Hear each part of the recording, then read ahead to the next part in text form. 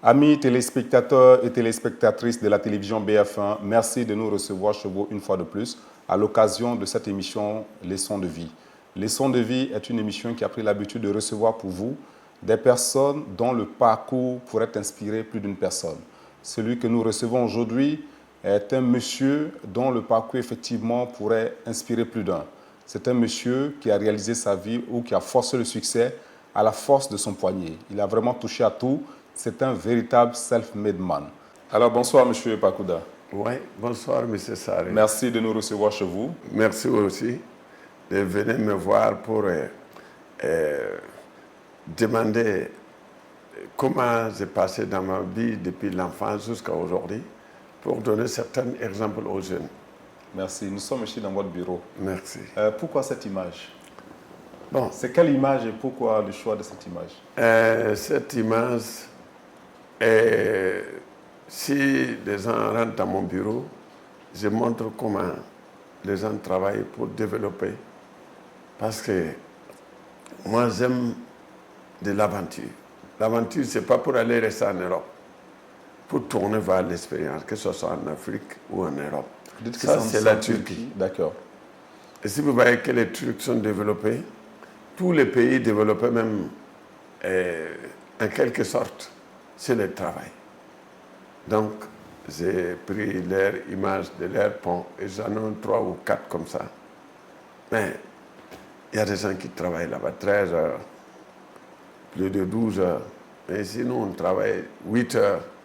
On dit que c'est fatigant. Donc, vous êtes assis chaque jour et vous avez cette image en face de vous, ça vous inspire.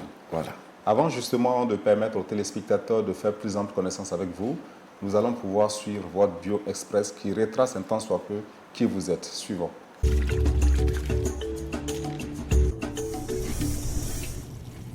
Leçon de vie reçoit aujourd'hui un véritable exemple pour la jeunesse. Il n'est pas longtemps allé à l'école, mais il est aujourd'hui fondateur d'école et même enseignant. Avant d'être le richissime homme d'affaires que l'on connaît, Amadou Parkouda a enchaîné les petits boulots. Charretier, domestique, apprenti horloger et commerçant de diverses marchandises, voici ses métiers entre 1969 et 1998.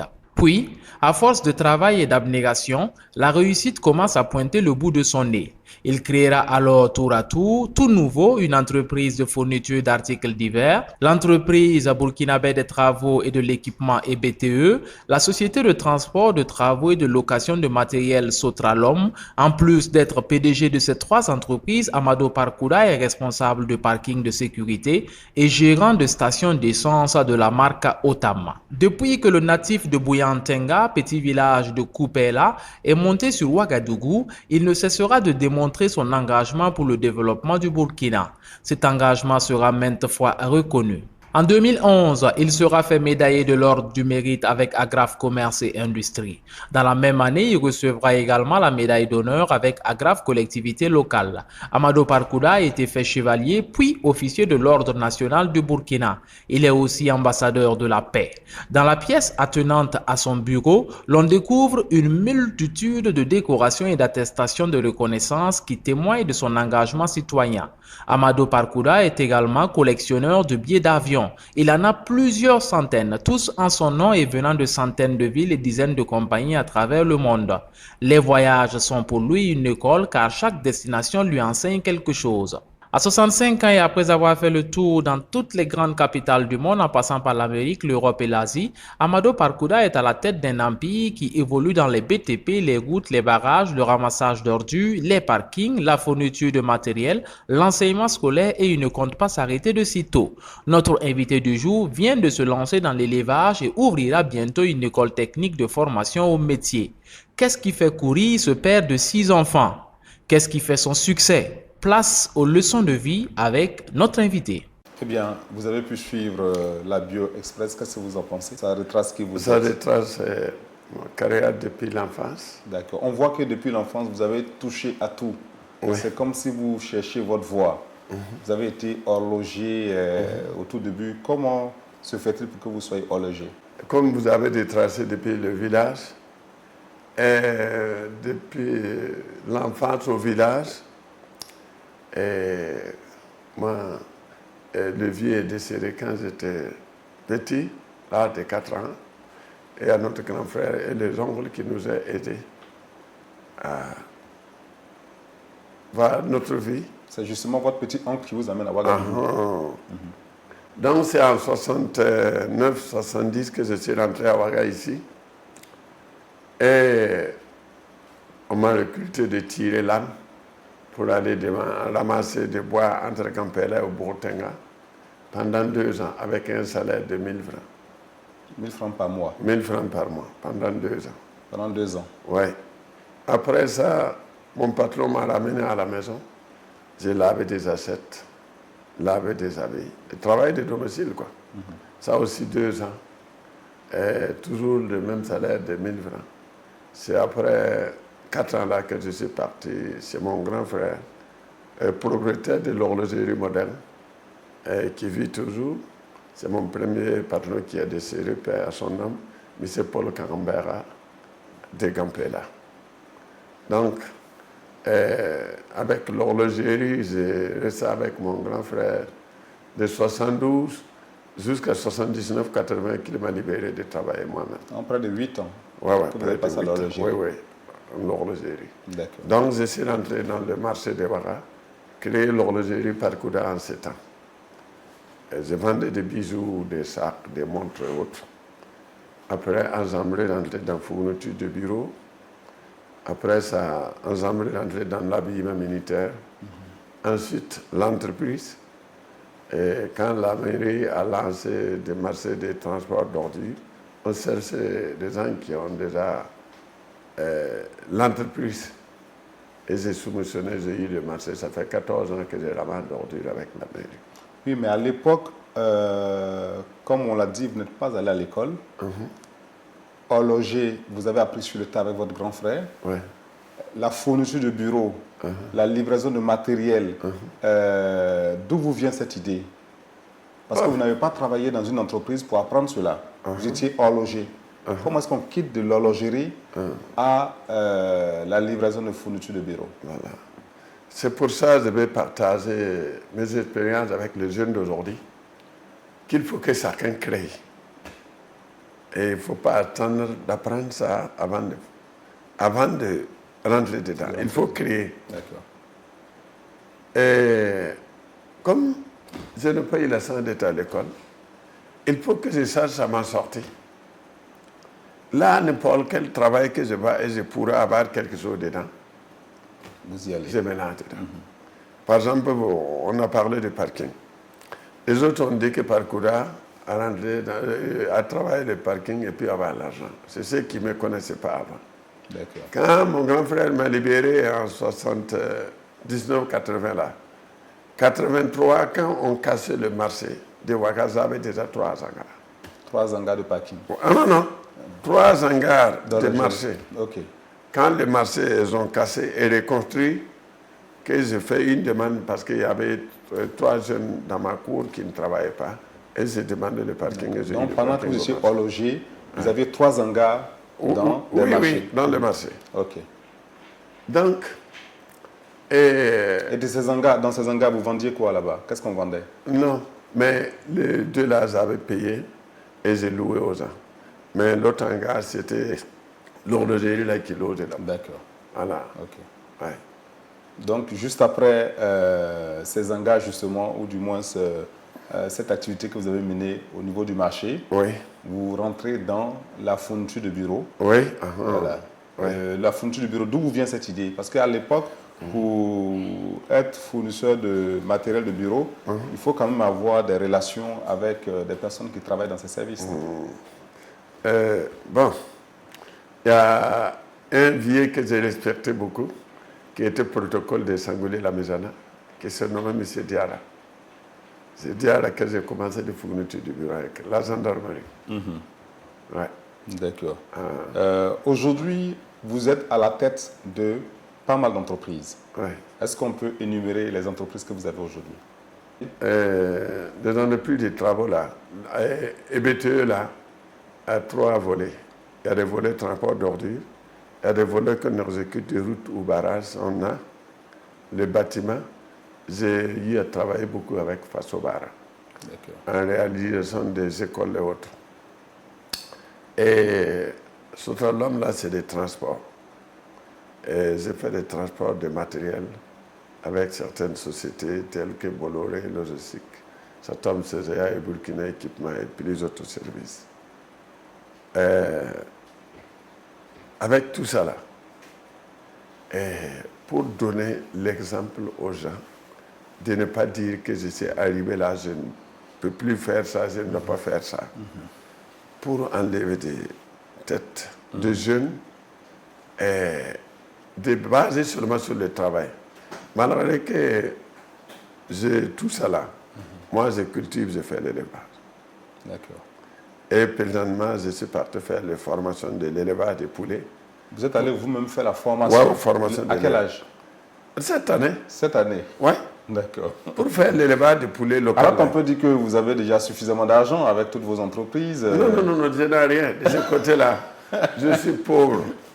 Parce donc, à pratiquement 65 ans, vous repartez faire la formation de l'élevage. De l'élevage, d'accord. Pour faire l'élevage des poulets locaux. Et demandez-moi pourquoi je suis parti faire ça. Pourquoi? Année 2000, fin l'année 2019 là, j'ai envoyé mon chauffeur d'aller payer 4 poulets. Je comptais d'aller donner ça à un ami. Il est arrivé là où on vend des poulets. Les poulets est fini. Il n'y a plus de poulets. Oui, j'ai dit ça, c'est pas vrai. Les gens disent qu'il n'y a pas de travail, il n'y a pas de poulets aussi. Non. Donc ça vous a donné l'idée que si effectivement on n'avait pas eu le poulet, c'est qu'il y a un manque de poulet et qu'il y a un gros besoin qu'il faut satisfaire. Et les gens disent qu'il n'y a pas de travail. Et au niveau de formation, avec le cuiré de Tanguay, qui a initié la formation, nous sommes partis faire 3 jours. Mais le formateur nous a dit, pour démarrer ce travail, même si dans l'angle de ta maison, avec 12 500 jusqu'à 15 000, tu peux démarrer. Mais à nos jours, aujourd'hui, quelqu'un crée le travail, dit que si tu n'as pas l'argent, tu ne peux pas. Or, dans le mois, quel que soit les dépenses de ta famille, tu ne peux pas dépenser moins de 30 000, 25 000. J'ai dit aux gens, quand on partit, voilà, pour créer quelque chose aujourd'hui, il faut l'argent, il faut la volonté. Donc vous pensez que l'argent, pour démarrer, ce n'est pas le plus important? Non. Le plus important, c'est la volonté. Voilà. Tu peux attacher 2 millions, aller déposer dans un sang ou quelque chose. C'est des termites qui vont les bouffer. D'accord. Ouais. Ok. Nous allons justement écouter des propos de certaines personnes qui vous connaissent, que nous avons pu rencontrer dans le cadre de la réalisation de cette émission. Suivons.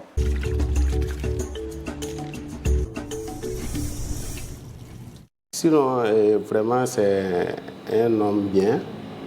Il a de la qualité. Au niveau du travail, avec ses employés, il ne se comporte pas mal avec ses employés. Il respecte les employés. En même temps, sauf il n'aime pas les paresseux. Voilà. Vous-même, vous le voyez, comme lui-même, il est tout le temps sur l'action. C'est quelqu'un qui aime beaucoup son travail. Et partout, là où il y a ses activités seulement, il est là. N'importe quel moment, n'importe quelle heure, il est là. Bon, depuis 1991, quand j'ai commencé avec lui, il ne fait que s'améliorer. Il a beaucoup d'idées. Des fois, il sort des idées que vraiment, bon, ça nous étonne, quoi. Le fait qu'il n'a pas fait, bon, l'école comme ça, on trouve que vraiment, bon, il a de bonnes idées. Bon, je peux dire que notre patron, vraiment, il est du tout. Ce que je peux dire premièrement, c'est la rigueur du travail. C'est quelqu'un qui aime beaucoup vraiment travailler. Si on veut voir premièrement, c'est lui-même qui nous a entraînés. Par exemple, à se lever tôt. C'est lui-même qui se lève tôt. Donc, il nous a formé tout ça. Et puis, la rigueur au travail. Vraiment, bon, si c'est ça, nous sommes formés, bien formés. Eh bien, tous vos collaborateurs sont unanimes sur votre ardeur au travail. Est-ce qu'on peut avoir une idée d'une journée avec M. Parkouda? Quand vous vous levez le matin, qu'est-ce que vous faites? À quelle heure vous vous levez? À quelle heure est-ce que vous allez vous coucher? Et pendant toute cette journée, qu'est-ce que vous faites? Comment vous organisez votre journée? Je me lève à 5h moins pour aller prier à 5h à la mosquée. C'est maintenant avec l'âge. Sinon, si j'ai quitté la mosquée, je venais directement au bureau, ici. Travailler, attendre 8h ou 8h30, aller maintenant à la maison, prendre mon petit déjeuner avant de... Donc vous venez d'abord au bureau, commencer le travail Voilà. à partir de 5h. Voilà. Et c'est vers 8h, Après 9h, les prières, prières de vers 5h. 8h, 9h que vous alliez à la maison prendre votre petit déjeuner. Voilà. Avant de commencer maintenant. Mes parcours de journée. D'accord. Et ça jusqu'à quelle heure dans la soirée? Bon. Vous arrêtez de travailler à quelle heure? Avec le chauffeur, 18h, 18h30 souvent, je les libère. Mais souvent, je peux courir jusqu'à 20h, 21h, 22h. Quand il y a des choses à faire, jusqu'à 23h. Donc en définitive, comme vous disiez tout à l'heure pour les Turcs, Ouais. une journée de travail pour vous, c'est au moins 15 à 16 heures par jour. Oui, au moins 15. Au moins 15 heures Ouais. de travail par jour. Je ne sais pas si c'était BF1 ou c'était Omega. Pendant des fêtes de travail, on a appelé quelqu'un à Tokyo pour demander comment il travaille là-bas. Le monsieur a dit que chez eux,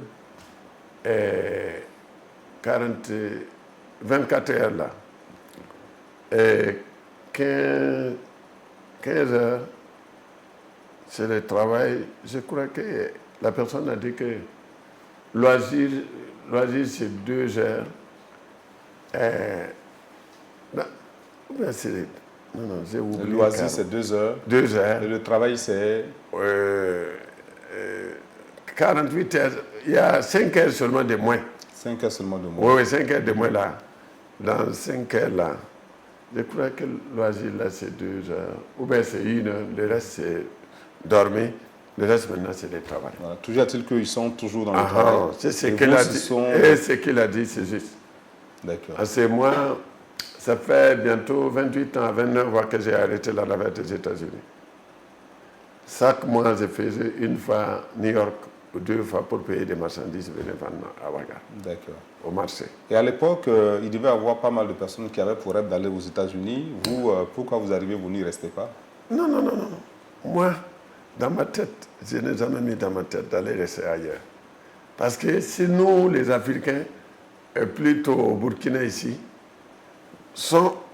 nous, on va se concentrer, enlever certaines démarches et certaines plaintes et certaines grèves pour travailler. Les Blancs vont venir travailler avec nous ici.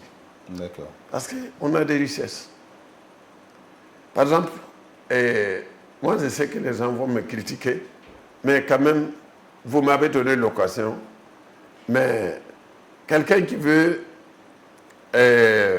parler ce que je dis qui ne convient pas, la personne aura mon numéro pour venir, on va discuter. D'aller, parce que je vois souvent les gens essayent de sensibiliser, on les critique dans les réseaux sociaux, quoi. La personne peut venir discuter avec moi tranquillement. Par exemple, il y a nous, des opérateurs économiques, ceux qu'on travaille un peu, avoir un peu l'argent. Les gens prennent des terrains, et 2 hectares, 3 hectares, 5 hectares. Avec les papiers, à Gorongo, moi j'ai 20 hectares. À Léo, moi j'ai 10 hectares. On n'exploite pas. Ça ne sert pas. Moi, les petits terrains que j'ai pris, il n'y a pas un terrain que je n'ai pas de projet là-dessus. Moi, j'ai un terrain à côté des prisons de haute sécurité là que je veux faire. Centre de formation de métier. Et l'élevage, c'est l'agriculture. Pour les jeunes. Parce qu'on ne peut pas faire l'élevage sans cultiver. Et j'ai un projet pour l'éducation des enfants toujours à Koubri. Et présentement, j'ai en train d'exploiter des terrains là pour faire des maraîchages. J'ai des choux, j'ai des oignons, j'ai des concombres, des piments et tout. Vous êtes la preuve qu'on n'a pas forcément besoin de faire l'école pour avoir des idées à développer, des projets. Parce que là, à 65 ans, vous avez toujours des idées. Oui. Vous recommencez toujours à zéro. Vous êtes allé vous former à 65 ans à l'apiculture, à l'élevage. Ouais. Voilà, comme vous dites, vos différents terrains, vous les mettez en valeur. Alors que pendant longtemps, certains se sont plaints pour dire que je ne suis pas allé à l'école, donc c'est ça qui me constitue un handicap. Vous, ce n'est pas le cas. Bon, c'est un handicap pour moi parce que je ne peux rien faire dans l'internet ou quelque chose, mais ce que j'ai dans ma tête, j'ai créé. Parce que j'étais dans l'enseignement, ça vaut 20 ans. C'était avec des dames qui étaient venues me voir. On avait loué le collège de quelqu'un, Victor Hugo ici, qui gérait. Mais après, la gestion n'était pas ça. Et nous, on avait demandé à la Socosur un terrain pour réaliser. IBAM, c'est moi qui avais réalisé. Ah, IBAM. IBAM. D'accord. Avec des collaborations des dames. Là. Et maintenant, quelqu'un a cité des actions de la Caisse nationale de sécurité sociale et les actions de la Caisse partenaient la personne a pris IBAM pour vendre avec l'université. Et je suis parti borner mon terrain sur la route de Lumbila, 6 hectares pour mon lycée. Moi-même, maintenant, je n'ai plus de groupe. Et heureusement, j'ai eu un terrain à Dassas, j'ai ouvert mon lycée. Mais l'année 2019-2020, là, ou bien 18-19 là, et BPC, on allait faire 100%. D'accord. C'est 4 enfants seulement qui sont partis au second tour, et il y a une seule qui a raté. Donc, vous n'avez pas été à l'école, vous avez une école de formation. Non. Là, c'est l'enseignement général. L'enseignement général. Mais ça ne me convient pas. Voilà. Il ne faut pas que quelqu'un étudie, sorte avec le doctorat sur l'épaule, qui n'a pas de travail. Votre école, où vous faites l'enseignement général, c'est quoi la particularité? Qu'est-ce qu'il y a en plus là-bas? Qu'est-ce que les élèves ont? C'est le conseil que je leur donne. Donc, vous assurez des cours Mes expériences, sur l'expérience de la vie. Ou de la vie. D'accord. Oui. Raison pour laquelle, avant que l'étudiant ou l'élève ne rentre, vous signez un document avec lui et ses parents. Avec ses parents. Voilà. Et pour les conditions de l'école. C'est quoi les conditions de l'école? Bon, on ne peut pas tout dire. Si ce n'est pas quand vous allez amener votre enfant. Sinon, là-bas, on s'habille pas mal pour venir là-bas. Et parce que quand j'ai ouvert mon école, je suis parti voir M. le ministre pour dire dans mon école, ça ne sera pas comme les autres écoles. Là. Parce que j'ai appris qu'à couper là à Gongé, il y a des élèves qui ont frappé leurs professeurs, brûlé leurs moblettes et brûlé des drapeaux, ça m'a touché. Donc ça ne se fait pas seulement. Donc on a des conditions là-bas, que si un enfant vient là-bas, c'est pour étudier. C'est pas pour faire des désordres. Aujourd'hui, quand vous regardez la jeunesse, qui quand bien même instruite, et quand bien même elle est allée à l'école, elle a du mal à s'en sortir. Selon vous, cela est dû à quoi? Parce que la jeunesse a tendance à accuser l'État, le gouvernement qui ne fait pas grand-chose, ou les parents qui ne les ont pas mis dans les écoles privilégiées. Vous, quel conseil vous pouvez donner? Quelle est votre analyse? Merci. Il n'y a pas un gouvernement qui va trouver des emplois pour tout le monde ici, et pour les jeunesses. C'est pour ça et l'État aussi est en train de lutter pour créer des centres de formation et formation de métiers et autres.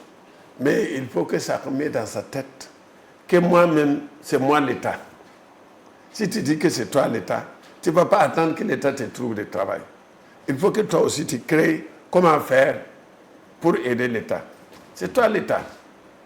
Une fois que tu arrives à faire quelque chose, parce que c'est un terrain que je vais faire l'élevage à Lumbila, pareil qu'un étudiant qui est là-bas, qui fait l'élevage des poissons qu'on appelle préculture. La pisciculture. Oui. L'enfant, c'est un étudiant, mais à nos jours aujourd'hui, ça va. Et c'est l'expérience. Il y a un là que j'ai appelé qui est venu hier, j'ai fait les photos avec lui, un autre aussi qui est venu, ça fait 3 jours aujourd'hui. Le premier fait de l'université 2e année, qui a pris son phonème là, payé machine qui lave des moublettes là, qui est à côté de Saint-Baptiste, là. Clinique Saint-Baptiste là, qui lave des moublettes. Okay. Et il est étudiant. Et l'autre là, nous, ça fait 3 ans que nous on a eu les écoles vers entre Pouitenga et Boulza. C'est l'enfant qui était champion de fabricant de briques là-bas. Cette année, l'enfant fait terminale. On a eu aussi 44 logements à Morteiro. C'est l'enfant qui était champion aussi de fabrication de briques. Mais si tous les élèves mettent dans leur tête qu'il ne faut pas seulement baser sur le diplôme, il faut chercher à avoir quelque chose d'entamé comme travail.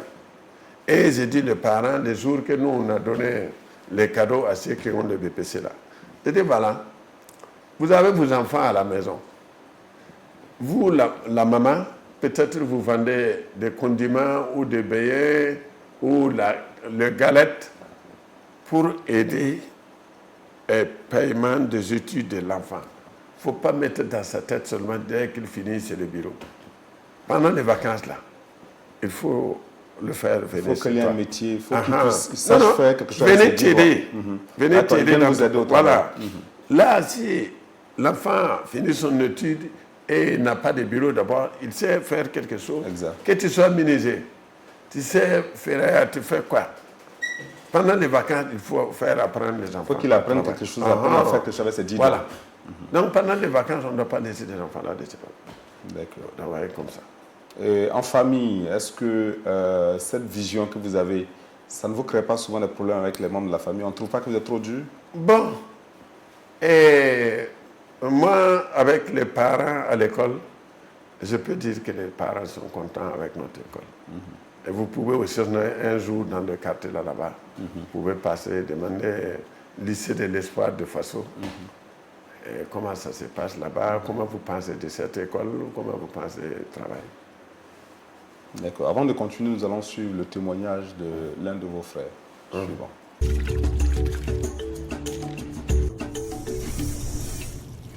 Amadou, c'est un neveu, c'est un battant. Je l'ai amené à Ouaga, puisque moi je venais à Ouaga, et puis ils étaient deux. Ils sont du même village, même étant du neveu, c'est neveu. Et bon, je lui ai dit, bon, vous là, au lieu de rester ici, regarder les moutons, et ces choses-là, bon, on ne peut pas rester comme ça. Viens, on va aller chercher comment survivre. Et c'est pour ça que je les ai amenés, que c'est quelqu'un qui a souffert, qui a quand même mis tout ce qu'il peut pour réussir. Vous partez le voir tout de suite avec votre problème. S'il le peut, il vous vient en aide. C'est quelqu'un de très ambitieux. Quand il prend quelque chose, il entreprend quelque chose, il est toujours très ambitieux et souvent même au-delà de ce qu'on pense être réalisable. Et c'est une de ses qualités principales. Il faut ambitionner et commencer à mettre en réalisation ce que lui il ambitionne pour atteindre comme objectif. C'est surtout ça, une de ses qualités majeures. Parce que chacun doit être toujours ambitieux. Mais chez lui, c'est au niveau de la famille, je ne pense pas qu'il y a quelqu'un plus ambitieux encore que lui. C'est quelqu'un, quand il y a un problème, il ne contourne pas ce qu'il a dit. Il ne contourne pas la vérité. C'est à peu près même un peu l'esprit qui règne au niveau de la famille. Quand il y a un problème, chacun analyse à travers des réunions ou à travers des rencontres individuelles. Il n'a jamais caché ce qu'il pense. Il dit, par rapport à ce problème, voilà ce que je pense, voilà ce que je veux que ça soit fait. Dans la famille, vous êtes un homme de vérité. Vous ne tournez pas autour du pot. Non. Ça ne vous crée pas de problème? Bon, mais moi, je veux que tout va bien. Si tu vas avoir peur de critiques, tu ne peux pas faire quelque chose de bien. Non, ce n'est pas tout ce que tu fais qui est bien. Mais quand même, il ne faut pas tourner de gauche à droite comme ça. Non. Est-ce que vous avez beaucoup d'amis? Beaucoup. Beaucoup. Tout le monde sont mes amis. Vous allez chez eux, ils viennent chez vous? Là, mon temps. Parce que je n'ai pas de temps pour aller s'asseoir, bavarder. Et vous avez 6 enfants? Oui. Quelle éducation vous donnez à vos enfants? Bon. Avec mes enfants, si je parle, les gens vont dire que je fais les malins. Et il n'y a pas un de mon enfant que je n'ai pas mis enfantine à 3 ans. 4 ans directement CP1. Moi, le premier 3 là, il n'y a pas un enfant qui a eu le bac après 16 ans. Ils ont eu le bac à 16 ans. Et Farida, sa photo est là. Farida a eu sa master à 23 ans, troisième master à 23 ans. Et ça, c'est dû à quoi? C'est vous qui les encadrez ou bien comment ça se passe pour que Bon, vous puissiez avoir ces résultats? Vous qui parce n'êtes pas que- à l'école. je ne m'amuse pas. Je vous ai dit que les deux garçons-là, quand ils étaient en primaire, parce que je les ai inscrits tout à Lidou, Sauce, et Couleur Rouge. Après Couleur Rouge, je les amenais chez Alidou. Qui sont ici à Alidou Souré. C'est de là où Séné a passé le PMK, il a eu entré en 6e et puis PMK en même temps. Je lui ai dit de choisir, il a choisi d'aller au PMK. Abdou, lui, il a eu le certificat, il n'a pas eu l'entrée en 6e. On m'a dit que comme il est petit, de le laisser déroubler. J'ai dit non, non. Je suis parti le pays au Nickton. Et arrivé l'entrée en seconde, il a eu l'entrée en seconde depuis BPC en même temps. Donc il faisait mécanique industrielle. C'est moi qui l'ai viré mettre en génie civil. Aujourd'hui, tous ces enfants-là, tout se passe bien dans Ouais, leur tout carrière. Ouais. Mais c'est quoi le petit secret que vous avez pour que ces enfants... Parce que tous les parents veulent le bien de leurs enfants. Tous les parents veulent le bien de leurs enfants. Mais comment vous parvenez à faire suivre la bonne voie à vos enfants? C'est le rigueur. C'est que moi, je tiens à l'école, là. C'est ce que je tenais avec mes enfants. Parce que moi, j'ai dit le jour que nous, on a donné les carreaux aux enfants, il ne faut pas habituer l'argent aux enfants. Quelqu'un qui va prendre 5 000 va donner l'enfant chaque jour d'aller à l'école, il va travailler et puis toucher combien? Moi, mes enfants, de bas âge, je ne les ai jamais donné l'argent d'aller à l'école. Je peux vous donner des sandwichs ou des petits goûters autres, mais l'argent, non. Mais comme ça prend sa vie. Donc, quel conseil vous pouvez donner aux parents qui veulent que leurs enfants réussissent dans la vie? Bon, c'est que je donne des conseils aux parents. Un enfant qui est à l'école, il a le BPC ou il a le bac. Et c'est les enfants qui disent, je veux telle mobilette, il faut qu'on me paye ça. Ça, c'est pas bon du tout. Il faut éduquer les enfants. Il ne faut pas éduquer les enfants avec l'argent. C'est comme ce que j'ai dit dans notre école. Il ne faut pas éduquer les enfants avec l'argent. Non, non, non. C'est ce que j'ai dit dans mon école. Et un enfant qui prend des décisions à la maison ne vient pas là-bas. Il faut que ce soit les parents qui prennent la décision. Il ne faut pas... Hein? Il faut chercher l'air demain là. L'air à venir là. Il vaut mieux. Parce qu'un enfant ne connaît pas ce qu'il y a devant. Mais vous, les parents, vous connaissez. Et les autres disent, voilà, moi j'ai souffert, je ne veux pas que mes enfants souffrent. Non, non, non. Ce n'est pas le faire souffrir. C'est pour le faire bien. Sinon, à côté de l'éducation là, l'État aussi essaie de faire le mieux. Mais il faut que nous, les parents aussi, on essaye de faire plus. D'accord. Voilà. Et vous, votre enfance, est-ce que vous vous souvenez de votre enfance? Comment ça s'est passé? Qu'est-ce que vous avez vécu durant votre enfance? Et au village, quand j'étais au village, si moi je vois une vieille qui porte son fagot ou bien son canari ou quelque chose, moi je prends à les déposer. Quand je vois un vieux qui travaille, moi je prends. Hein, pour l'aider à travailler. Ça faisait qu'au village, j'avais des bénédictions. Jusqu'à venir à Ouaga. Et depuis au village, j'ai travaillé. Parce que quand je suis arrivé à Ouaga ici, j'ai laissé des poulets et des moutons autres au village avant de venir ici. Avant de venir. Ouais. Donc vous avez déjà commencé à entreprendre au village. Voilà. Vous avez combien de frères et Voilà, sœurs? oui. Là, j'avais 2 grands frères. Notre papa avait 3 femmes. J'avais 2 grands frères, même mère, qui sont décédés. Et il y a 2 sœurs qui vivent aujourd'hui. Mais les grands frères qui ont témoigné là, lui, avec moi, on a même père, mais on n'a pas même mère. On a d'autres frères aussi. Et notre papa avait 3 femmes. Mais on vit en parfait. On n'a pas de problème ensemble. Effectivement, aujourd'hui, quand on regarde, il fut un temps où la famille, c'était la grande famille. Aujourd'hui, la famille, c'est monsieur, madame, les enfants. Vous, au niveau de votre vie à Ouagadougou, vous êtes dans quelle logique par rapport à cela? Est-ce que chez monsieur Parkouda, c'est toute la grande famille ou c'est la petite famille? C'est nous. On a notre grande famille. Et Parkouda, la même à Ouaga ici, que nous, on se rend visite. Que nous, quand un a problème, c'est le problème de tout le monde. Et chaque fin d'année, à partir de le 1er, ça qu'on peut saluer ses amis autrement. Le 3, on se retrouve dans une famille pour se souhaiter meilleur. Ça vaut 30 ans. Ok. Nous allons suivre encore une vidéo pour recueillir un témoignage.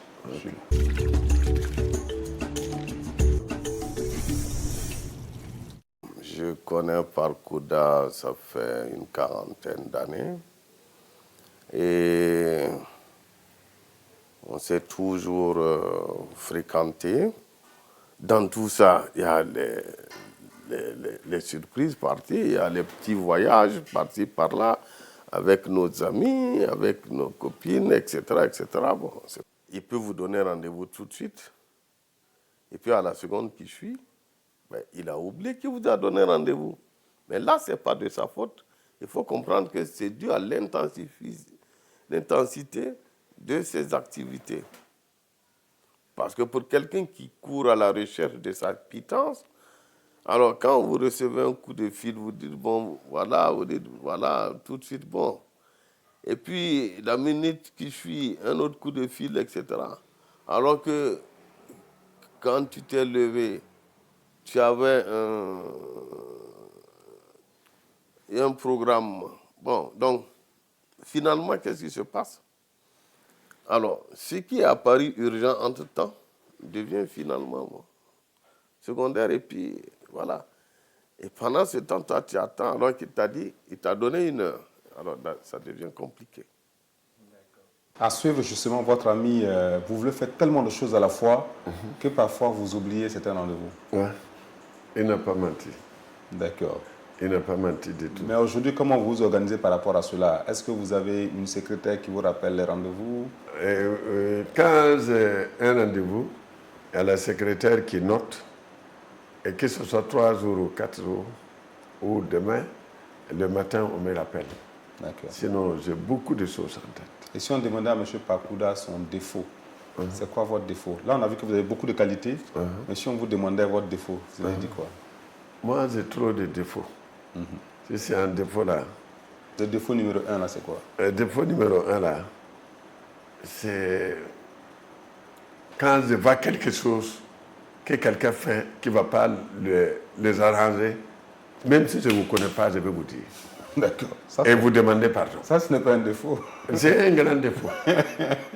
Parce que moi, je sais qu'il y a un enfant qui était venu pour chercher le travail. J'ai dit, avec tes conditions-là, tu ne peux pas travailler avec moi.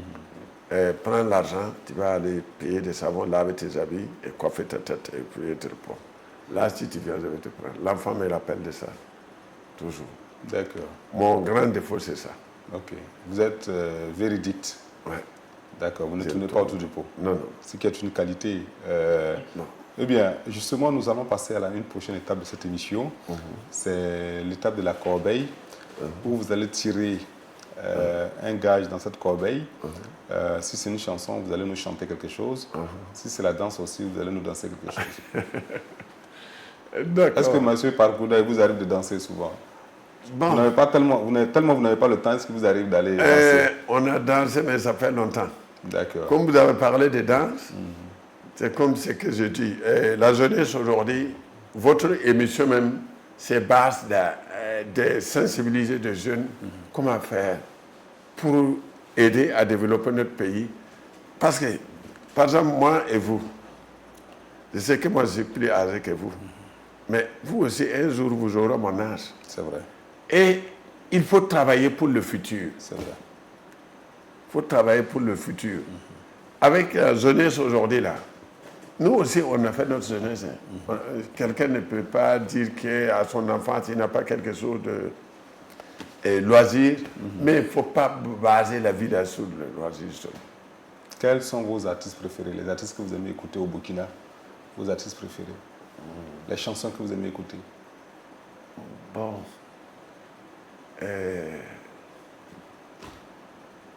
Les chansons que j'écoute. Vous écoutez souvent la musique? Oui, dans ma voiture. Dans la voiture, c'est qui? Et sinon, pendant la jeunesse, nous, on écoutait des musiques congolaises. Et ça s'est passé. Ça s'est passé. Mais à nos jours, aujourd'hui, c'est des musiques qui conseillent que j'aime écouter. D'accord. Donc vous allez tirer dans la corbeille. Ah, il ne faut pas que ce soit ce que... Voilà, je peux voir. C'est une chanson. Chanson. Oui. Bon, je n'ai jamais chanté, mais aujourd'hui, je vais chanter. Allez-y. Je vais chanter. Moi, ma chanson, je vais chanter, demander mon Dieu de nous aider à sortir des problèmes dans notre pays. Parce que si on n'a pas la paix, on ne peut pas développer. Il n'y a pas de développement sans la paix. Donc, on va demander Dieu de nous aider à nous faire sortir dans nos problèmes. Problèmes de djihadisme qui travaillent notre pays aujourd'hui, que ce soit des gens qui ont l'air mais là-bas, que ce soit des gens qui veulent nous torturer seulement sans rien, et que ce soit de maladies coronavirus qui a arrivé, que Dieu nous aide pour qu'on ait la paix. Wende kelare tondo ton katar panga yiriam panga son tanda taram panga la taram moy sena son tondo yi tondo de julera zugu dana mane la ton katar panga yam wen barana yi ton sangra yam na fa tondo ne tenga lafi yam na fa tondo ne tenga be abate ton pam lafi pam développer on y sait. Bravo. Ça, vous êtes devenu un slammer. Hein? D'accord. Donc, la prochaine rubrique, on va aller sur vos citations ou proverbes préférés. Vous avez des proverbes que vous aimez bien. Voilà, vous allez nous donner 3 proverbes. Même si c'est en moré. Mon ça y est la main. Elle n'était comme nya ba nya yaba. Nya proverbe. Ça veut dire quoi? Si tu as vu ton papa, tu as eu ton grand-père. Ok. Donc, ça qu'on a qu'à essayer d'écouter son papa ou sa maman. Il n'y a pas une maman ou un papa qui va conseiller son enfant qui ne va pas l'arranger dans sa vie. Il n'y en a pas. Or, une fois respecter les mamans, respecter les papas, tu vas jamais avoir des problèmes dans ta vie. D'accord. Deuxième proverbe. Deuxième proverbe. Dans la vie, il ne faut pas chercher à avoir tous les mêmes jours. Ça, c'est notre oncle qui disait ça. Il ne faut pas chercher à avoir tous les mêmes jours. Ça veut dire quoi? Ça veut dire que net dawa moron date boum fanarare denna bili fo la net me rawate tiya nye bawo bonto ta pame benye minim benye na yam yida ta faut pas penser que c'est toi qui es plus malin ou bien c'est toi qui as la force ou bien c'est toi qui as travaillé beaucoup que tu as eu. C'est Dieu qui donne. Donc il faut aller étape par étape. Il ne faut pas chercher à tout avoir le même jour. Voilà. Il faut aller étape par étape. Par étape. D'accord. Prochain proverbe. Voilà. Pour avoir la paix, il faut être honnête. On voit souvent des gens qui feintent, qui détournent, qui font quoi avec des milliards. Après, c'est des problèmes. Après, c'est des problèmes. Ils peuvent avoir la paix. Mais si tu es honnête, tu ne vas jamais avoir. Quand c'est construit sur l'honnêteté, voilà. tu as la paix. durablement. Voilà. Mais quand ce n'est pas construit sur l'honnêteté, toi-même tu ne seras pas tranquille. Tranquille. D'accord. Eh bien, merci. Après ces citations et proverbes, nous allons passer à la rubrique souvenirs où nous allons défiler des photos sur lesquelles vous allez faire des commentaires. On y va. C'est quelle photo ça? Voilà, ça c'est le photo quand nous sommes partis pour faire la formation des poulets, l'élevage là. D'accord. À Tanguy. Ok. Avec le curé. D'accord. Ici. Là, c'est le droit que j'ai demandé. Parce que chaque an, moi je demande droit à Dieu de nous aider et remerciements et nous aider cette année et nous garder jusqu'à l'année prochaine. Chaque année, je demande droit à Dieu. Moi, j'ai des véhicules qui tournent avec les ordures, des véhicules qui traversent, aller en Guinée, à Sierra Leone, Guinée, Conakry, Libéria. Mon véhicule n'est jamais tombé. Okay. Donc, je demande, les gens me demandent quel secret. Le jour du droit, là, on m'a demandé ça, c'est l'ambassadeur de la paix qui est venu me donner ça. Okay. C'est eux qui étaient premiers aussi de me distinguer. D'accord. Dans ma vie. Okay. Donc, cette année, ils sont venus. Ici, vous êtes avec des footballeurs, Charles Kabore. Oui, quand ils sont partis à Var, ils ont raté le coupe, mais ils étaient deuxième. Donc, on était chez les Moros. Ok. Donc, c'est là-bas qu'on a fait des photos. D'accord. C'est les Moros. Et ici? Habillement militaire. Okay. Depuis la création de la police municipale, c'est moi qui les habille. Il y a des gens qui sont infiltrés maintenant, mais depuis Pierre Claver Kasebo, Kilema Wango, Jean-Marie, on n'a jamais de problème. D'accord. Oui, oui.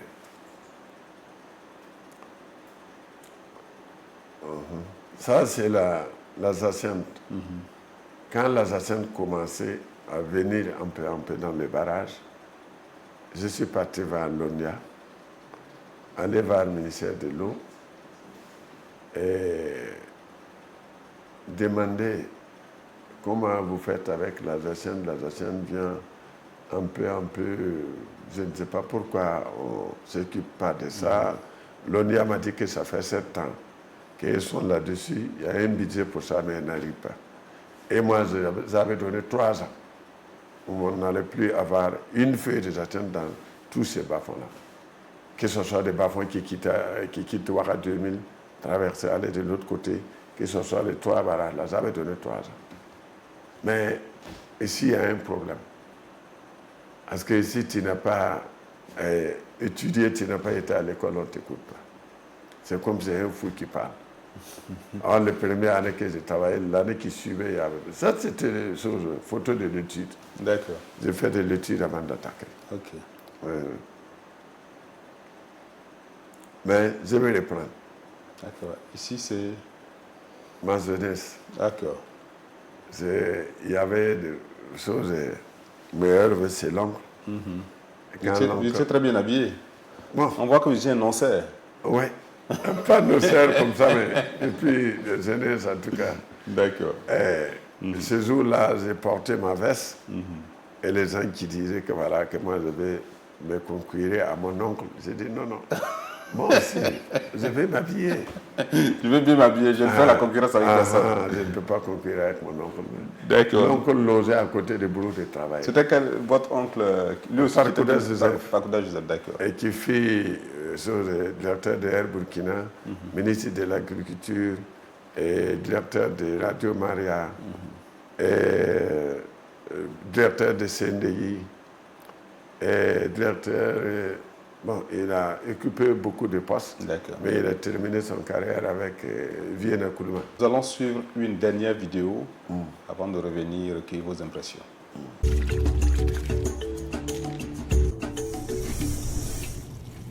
Lady, ce que je souhaite en vous, c'est que vous continuiez avec la formation que vous nous faites. Je prie Dieu beaucoup pour que vous ayez longue vie, qu'il y ait la santé, parce que je peux dire que vous nous avez formés Et je prie Dieu que vous ayez longue vie pour nous former davantage et que nous aussi, on va former nos enfants aussi. Parce que vu le travail inlassable que vous faites, vraiment, c'est formidable.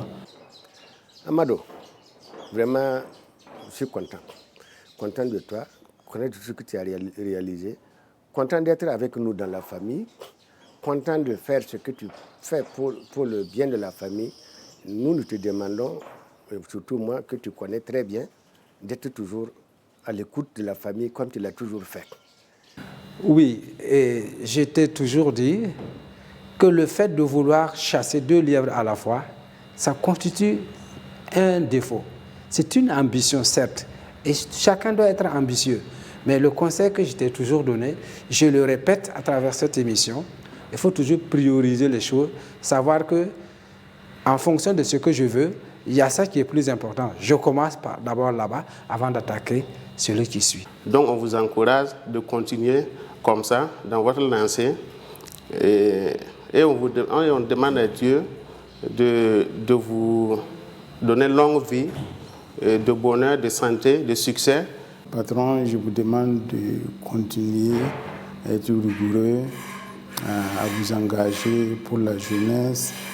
Bon, et aussi, les projets, il faut quand même, quand vous initiez le projet, il faut amener le projet là à terme. Il ne faut pas avoir plusieurs projets à la fois.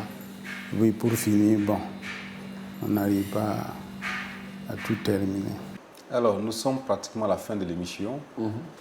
Si vous aviez un dernier message à adresser à vos amis qui vous ont parlé et un conseil à donner à l'ensemble des jeunes burkinabés.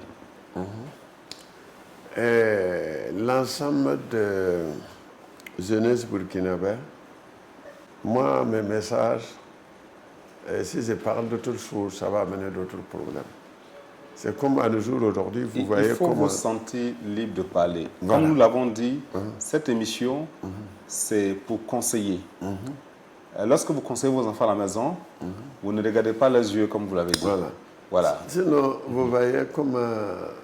si je parle, c'est comme moi, je ne consomme pas l'alcool. Mais même notre religion catholique, là, que nous vivons avec, parce que moi, là où je suis là, j'ai des frères qui sont catholiques, et j'ai des amis qui sont catholiques. Moi, je vous ai dit que c'est avec le curé que nous, on a parti faire des formations. Même les catholiques ne donnent pas les gens feu vert de boire jusqu'à oublier le travail. Il faut que les gens prennent l'alcool la modestement. Prendre une partie pour boire, une partie pour travailler. Qu'ils boivent de façon modérée. Modérée. Par exemple, toi, tu vas aller boire jusqu'à 2 heures du matin. 4 heures du matin. 2 heures, tu vas dormir et te réveiller à quelle heure pour aller au travail. Mais si tu parles, les gens vont te critiquer. Mais moi, je demande l'excuse à tout le monde. Mais si les gens peuvent essayer de prendre l'alcool modestement, je suis d'accord. Eh bien, nous sommes au terme de cette émission. Nous avons reçu de très bons conseils. Nous espérons qu'il en a été autant pour vous. Parkouda Amado est la preuve qu'effectivement, on peut ne pas faire de longues études et même ne pas en faire du tout. Mais à force de volonté, nous pouvons réussir à construire notre vie de sorte à ce que nous puissions faire partie de ceux-là qui soient les plus en vue dans la société. Amado Parkouda a eu un parcours riche de par sa volonté acharnée au travail. Une fois de plus, nous avons pu bénéficier de ses conseils, de ses leçons de vie. Et à vous, chers téléspectateurs de la télévision BF1, nous vous donnons rendez-vous pour le prochain numéro de votre émission Leçons de vie. Merci.